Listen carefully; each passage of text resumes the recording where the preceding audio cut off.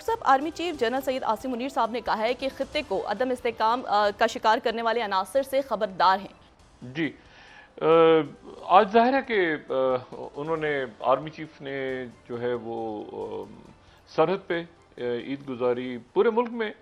اور پوری دنیا میں جہاں جہاں عید آج منائی گئی بھرپور جذبے کے ساتھ منائی گئی، اور اس شہباز شریف صاحب اور صدر زرداری صاحب اور اڈیالہ جیل میں ظاہر ہے کہ وہاں پہ خان صاحب موجود ہیں، شاہ محمود قریشی صاحب ہیں، اور عید کے بعد وہی بات کہ عید کے بعد کیا صورتحال جو ہے وہ آئی ایم ایف کا معاہدہ جو ہے وہ ہونے جا رہا ہے، اور تحریک کی بات ہو رہی ہے، الائنس کی بات ہو رہی ہے، مختلف باتیں عید کے بعد یہ جو سیاسی صورتحال ہے یہ واضح ہوگی۔ لیکن اسی دوران میں آپ کو صرف یہ بتاؤں کہ بہت کچھ ایسا ہو رہا ہے اور بہت تیزی کے ساتھ ہو رہا ہے جو کہ صورتحال کو بگاڑ بھی رہا ہے اور بنا بھی رہا ہے، اور میں پھر وہی بات دہرا رہا ہوں کہ ہم اس وقت بالکل اس طرح سے ہے جیسے کوئی آتش فشاں پہاڑ کے اوپر بیٹھ کے پکنک منا رہا ہو، الاؤ نیچے بھڑک رہے ہوں اور وہ چوٹی پہ بیٹھا ہو اور وہ کہے کہ جی میں تو یہاں پکنک منانی ہے۔ جو پوری دنیا ہے اس میں ایک ہیجان بپا ہے، اور خاص طور پہ جو اس وقت غزہ کی صورتحال ہے وہاں پہ آج جو تصاویر آئی ہیں جن میں وہاں پر لوگوں نے عید الفطر کی نماز صبح ادا کی وہاں پہ کھنڈرات کے درمیان، اور اس میں اسی دوران آج جو ہے وہ عید الفطر ایک خاموشی تھی، پچھلے ایک دو دن سے بہت بڑی کوئی کاروائیاں نہیں ہو رہی تھیں، لیکن آج جو ہے وہ اچانک کچھ دیر پہلے یہ اطلاع کہ ایک بڑا حملہ اسرائیل نے دوبارہ کیا ہے، اور اس میں 122 سے زیادہ فلسطینی جو ہیں وہ شہید ہو گئے ہیں، اور یہ اس لیے بہت اس کی ظاہر ہے کہ عید الفطر کے دن 122 فلسطینی شہید ہو گئے ہیں دوبارہ مزید، اور یہ جو تعداد ہے یہ اب سرکاری جو اعداد و شمار ہیں ان کے مطابق یہ 33,000 کوئی 600 کے لگ بھگ یہ ہو گئی ہے۔ یہ جو شہداء ہیں ان میں جو حماس کے سربراہ ہیں ان کے پولیٹیکل بیورو کے اسماعیل ہانیہ، ان کے 3 بیٹے بھی اس میں شہید ہو گئے ہیں، اور اسماعیل ہانیہ کے ایک بیٹے جو ہیں خالد ہانیہ وہ فروری میں ان کی شہادت ہوئی تھی۔ اسماعیل ہانیہ جو ہیں یہ 2016 تک یہ غزہ میں ہی موجود تھے، اور اس کے بعد یہ غزہ سے نکلے تھے اپنے خاندان کے کچھ لوگوں کے ساتھ۔ جو حملہ فروری میں ہوا تھا جس میں ان کے ایک بیٹے خالد جو ہیں وہ شہید ہوئے تھے، اس میں ان کے خاندان کے 14 لوگ شہید ہو گئے تھے۔ آج جو خبریں آ رہی ہیں وہ یہ ہے کہ 3 ان کے بیٹے شہید ہو گئے ہیں،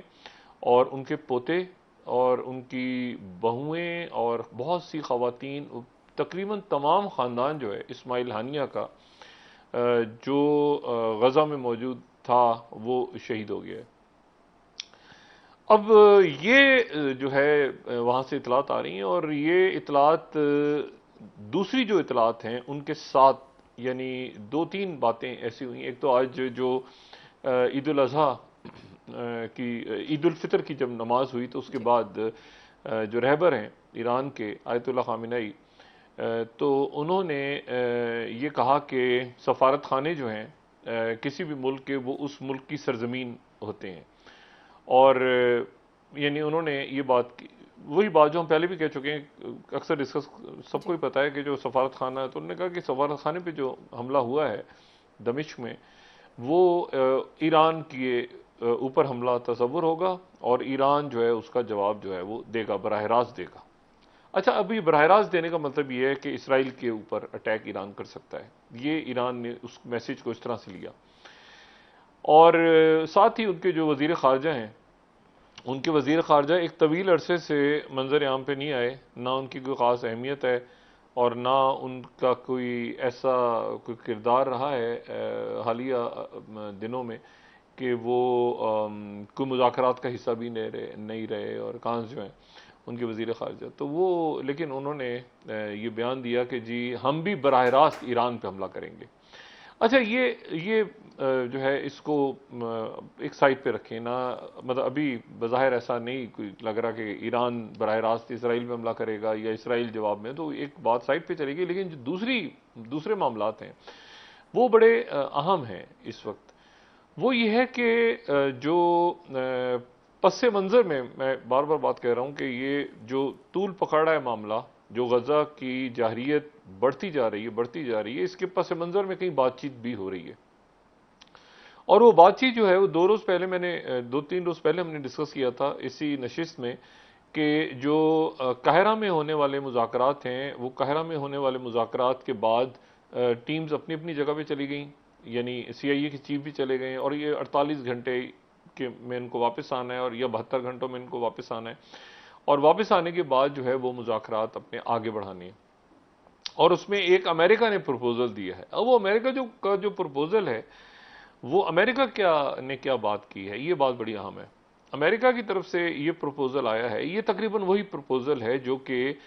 کل میں نے بات کی تھی کہ یہ تقریباً وہی ہے جو کہ پیرس میں ڈیسائیڈ ہو چکا تھا۔ اچھا، اس کو اگر ہم الاخبار کو دیکھیں، جو کہ لیبنان کا ایک بڑا عربی جریدہ ہے، تو اس نے اس کی تفصیل آج شائع کی ہے۔ اگر ہم دکھا سکیں اس کو عربی میں دکھا دیں، اور پھر ہم اس کو اگر انگلش میں ٹرانسلیٹ کر کے دکھا سکیں، اس میں 2-3 مراحل ہیں اس پورے معاہدے کے، اور اس معاہدے کے جو 2-3 اہم اس میں باتیں ہیں جس کے اوپر بہت شدید بے چینی ہے اس وقت اسرائیل نے، کیونکہ امریکنز کی طرف سے یہ بات آئی ہے سامنے، اور اس میں جو ہے اس میں یہ ہے کہ جو پہلا مرحلہ ہے، اس میں 3 مراحل میں یہ 42 دن تک یہ کنٹینیو کرے گا، یہ جو یعنی 42 دن تک یہ سیز فائر رہے گی، اور اس کے بعد جو ہے وہ یہ 42 دن تک سیز فائر ہوگا، اور ایک مرحلے پہ اس میں جو اسرائیلی فوج ہے، جو کہ اس وقت صرف اس کی نہال بریگیڈ موجود ہے، اور وہ نہال بریگیڈ جو ہے وہ نیتزارم جو کوریڈور بنا ہوا ہے، جس کو ہم پہلے بتا چکے ہیں کہ وہ ایک کوریڈور ہے جو کہ غزہ کو تقسیم کرتا ہے، غزہ کی پٹی کو شمال اور جنوب میں، شمالی غزہ میں اور جنوبی غزہ میں وہ تقسیم کرتا ہے، وہ ایک لمبی سی پٹی کو روٹ 749 بھی کہتے ہیں۔ اچھا، یہ جو 749 روٹ ہے جو کہ اسرائیل سے آتا ہے اور آگے میڈیٹیرین سی تک جاتا ہے، یعنی جو میڈیٹیرین سی اور پورا تقسیم کرتا ہے پورے کے پورے پوری غزہ کی پٹی کو۔ اب اس غزہ کی پٹی کو تقسیم کرتا ہوا یہ جو کوریڈور ہے، اس پورے کے اوپر جو ہے وہ یہ موجود ہے جو نہال بریگیڈ ہے۔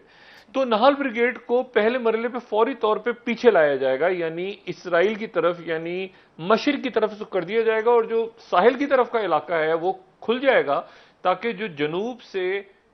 شمال کی طرف تمام فلسطینی جو ہیں، تقریباً 1.5 لاکھ کے قریب فلسطینی جو ہیں وہ فوری طور پہ جنوب، اور کیونکہ ابھی تو یہ ہوا نا کہ انہوں نے ایک رستے میں فوج بیٹھی ہوئی ہے، تو شمال سے جنوب نہیں جا سکتے، جنوب سے شمال نہیں جا سکتے، یہ درمیان میں نہال بریگیڈ ہے، لیکن نہال بریگیڈ وڈرا کرے گی، اور وڈرا کرنے کے بعد جو ہے وہ پیچھے ہٹے گی، اور وہاں سے وہ جو ان کا الراشد روڈ ہے اس کی طرف، الراشد روڈ کی طرف پیچھے آ جائے گی، اور فلسطینی جو ہیں وہ آ جا سکیں گے۔ اور اسی دوران جو ہے وہ یہ ہے کہ تمام جو فضائی کاروائیاں ہیں وہ بند کر دی جائیں گی، یہ امریکنز کی طرف سے یہ بات ہوئی ہے، اور تمام کاروائیاں بند ہو جائیں گی، اور اس میں جو جاسوسی پروازیں اور یہ سارا بند ہو جائے گا، اور اس مرحلے پہ حماس جو ہے وہ خواتین، بچوں اور زیادہ عمر کے جو بیمار لوگ ہیں ان کو رہا کریں گے، اور اس کے ہر ایک کے بدلے جو ہے وہ 30 فلسطینی قیدی جو ہیں وہ رہا کیے جائیں گے۔ اچھا، یہ جو ہے اب اس میں یہ بڑی اہم بات ہے کہ یہ اس میں 2 باتیں یہ ہو گئیں، پھر اس میں تیسری جو بات ہے، پھر یہ معاملہ دوسرے مرحلے کی طرف بڑھے گا، اور جو دوسرا مرحلہ ہے اس میں دونوں طرف سے جو ہے وہ یہ ہوگا کہ مطلب پہلے مرحلے پہ تو 40 جو ہیں وہ وہاں سے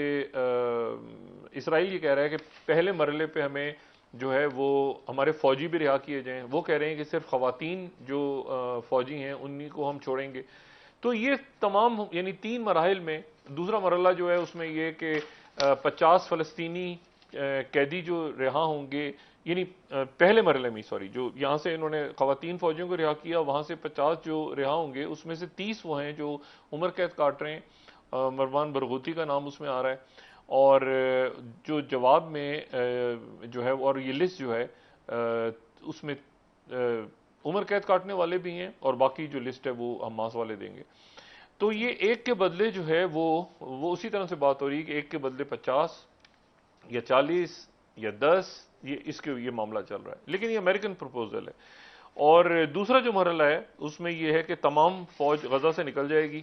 اور یقیناً جب اسرائیل کی فوج نکلے گی تو اس میں پھر وہاں پہ عرب ممالک کی فوج آئے گی اور وہ ساری نگہبانی کرے گی، معاملات کو دیکھے گی. اور پھر اس کے بعد جو ہے وہ جو آخری سٹیج ہوگی اس پہ جو دونوں طرف جو میتیں ہیں وہ ان کا ایکسچینج ہوگا. 600 ٹرک پہلے دن سے آنا شروع ہو جائیں گے، اس میں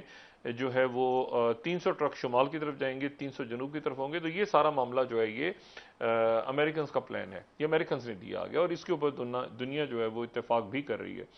اچھا، اور اس کو پھر عرب نیوز نے تھوڑی دیر پہلے اسی کو 19 سلائیڈ اگر ہم دکھا سکیں تو عرب نیوز بھی کہہ رہا ہے کہ Israel will allow 150 Gazans return north in potential truce. یہ جو ہے یہ کافی معاملہ آگے تک چونکہ چلا گیا ہے، تو اس لیے اس کو اب باقی بھی دنیا کا جو میڈیا ہے وہ اس کو رپورٹ کر رہا ہے. اچھا، یہ بڑی ایک اہم تیزی کے ساتھ ڈیولپمنٹ ہو رہی ہے. ادھر جیسے ہی نتن یاہو نے کہا کہ جی یہ ہم تو رفح کے اوپر فوجی حملہ کرنے کی بات کر رہے ہیں، تو ساتھ ہی ان کے جو وزیر دفاع ہیں گیلنٹ، ان سے بات ہوئی، جو سیکرٹری ڈیفینس ہیں اور جو لائیڈ آسٹن، اور ان سے انہوں نے فون پہ کہا کہ جی نہیں یہ تو غلط ہے. انہوں نے اپنے ہی وزیر اعظم کے خلاف وہ کھڑے ہو گئے. اور یہ ایک عجیب صورتحال جو اسرائیل کے اندر حکومت کے اندر پھٹا پڑا ہوا ہے. تو انہوں نے امریکن سے کہا کہ نہیں ہم تو بالکل نہیں حملہ کرنے کا سوچ رہے، لیکن ساتھ ہی آج یہ اٹیک ہوا ہے. اور یہ جب تک جو ہے یہ جنگ بندی نہیں ہوتی یہ معاملات لیکن آگے بڑھ رہے ہیں. ابھی حماس کا ڈیلیگیشن جو ہے اس نے تھوڑی دیر پہلے کہا کہ نہیں امریکنز نہیں، ہم اپنے مطلب یہ تاثر جو کہ آ گیا مختلف میڈیا میں اور ہر جگہ کہ امریکنز کا پلان ہے، تو حماس نے کہا کہ نہیں ہم اپنے پلان کے اوپر بات کریں گے. اس کے اوپر اسرائیل میں بڑی بے چینی ہے، اور اسرائیل کے اندر اس قدر بے چینی ہے کہ وہاں پر اگر ہم ان کا صرف فرسٹ سلائیڈ ہم دکھا سکیں کہ وہاں کا جو میڈیا ہے وائی نیٹ جیسے ہے کہ ان کی جو سائٹس ہیں وہ یہ حماس ریکلیمز، حماس واپس آ گئی ہے خان یونس میں، اور اسرائیلی آفیسرز جو ہیں وہ کہہ رہے ہیں کہ بہت زیادہ جو ہے وہ جنگ ہے آگے، بہت زیادہ معاملات خرابی کی طرف جا رہے ہیں. اور ساتھ ہی فرسٹ سلائیڈ کو کوٹ کریں تو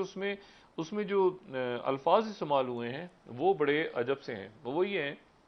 کہ وہ یہ کہتے ہیں، اسرائیلی فوج یہ کہہ رہی ہے کہ جی 2027 کم سے کم 2027 ہمیں لگے گا حماس کو ختم کرنے میں، 2026 سے 2027 تک. یہ ان کے آفیسرز کی اسیسمنٹ ہے. اور وہ دوبارہ قابو پا لیے انہوں نے، حماس واپس آ گئی ہے خان یونس میں بھی. اور اس کے بعد وہ کہہ رہے ہیں کہ یہ بھی خطرہ ہے کہ جلد سے جلد جو پیلسٹینین سمبلز ہیں، یعنی وہ جو سمبلز یعنی جو ان کے بڑے نام ہیں وہ بھی رہا ہو جائیں گے. یعنی اس میں پھر وہی بات آ رہی ہے جس میں مروان برغوثی کا نام بھی ہے کہ وہ لوگ سارے جو کہ سمبلز ہیں ان کے جو علامات ہیں وہ بھی ظاہر ہو جائیں گی. اچھا، اب ایشو یہ ہے سارا کہ یہ معاملات سارے تیزی کے ساتھ آگے بڑھ رہے ہیں. اور جو سیکرٹری خارجہ ہیں برطانیہ کے ڈیوڈ کیمرون جو کہ وزیر اعظم بھی رہے ہیں اور 2016 تک وزیر اعظم تھے. 2016 میں جب فیصلہ کیا تھا برطانیہ نے کہ وہ یورپی یونین سے الگ ہو رہا ہے، تو اس وقت ڈیوڈ کیمرون جو ہیں وہ مستعفی ہو گئے تھے. اچھا، یہ جو برطانیہ سے الگ ہونے کا فیصلہ تھا سر ڈیوڈ کیمرون کا،